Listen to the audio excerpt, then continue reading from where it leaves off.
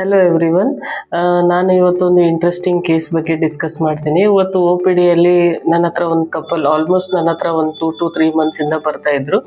ಅವರು ಮ್ಯಾರಿಡ್ ಆಗಿ just 1 to 2 years ಆಗಿತ್ತಷ್ಟೇ. ಸೊ ಓವ್ಯುಲೇಷನ್ ಇಂಡಕ್ಷನ್ ಕೊಟ್ಟಿದ್ದೆ, 2 cycles ಕನ್ಸೀವ್ ಆಗಿರಲಿಲ್ಲ. ಸೊ ಅವರಿಗೆ ನಾನು ಟ್ಯೂಬಲ್ ಪ್ರೆಗ್ನೆನ್ಸಿ ಟೆಸ್ಟ್ ಮಾಡಿಸ್ಬೇಕಂತ ಹಿಸ್ಟೋಸಾಲ್ಫಿಂಗೋಗ್ರಫಿ ಅಡ್ವೈಸ್ ಮಾಡಿದ್ದೆ. ಸೊ ಹಿಸ್ಟೋಸಾಲ್ಫಿಂಗೋಗ್ರಫಿ ಅವರಿಗೆ ಲಾಸ್ಟ್ ಸೈಕಲಲ್ಲಿ ಆಗಿತ್ತು. ಅವು 2 ಟ್ಯೂಬ್ಸ್ ಪೇಟೆಂಟ್ ಅಂತ ಬಂದಿತ್ತು. ಸೊ ಈ ತಿಂಗಳು ಅವರು ನಾನು ಡೇಟ್ ಆಗಿ 2nd day ಅಥವಾ 3rd day ಬರೋಕ್ಕೆ ಹೇಳಿದ್ದೆ.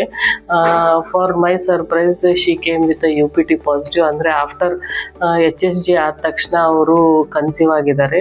ಅಂದರೆ ಟ್ಯೂಬಲ್ ಪೆಟೆನ್ಸಿ ಟೆಸ್ಟ್ ಆದ ತಕ್ಷಣ UPT ಪಾಸಿಟಿವ್ ಬಂದಿದೆ. ಸೊ HSG ಅಂದರೆ ನಮಗೆ ಟ್ಯೂಬ್ ಓಪನ್ ಟೆಸ್ಟ್ ಮಾಡೋದಂತ ಅಷ್ಟೇ ಅಲ್ಲ, HSG diagnostic and both therapeutic procedure also.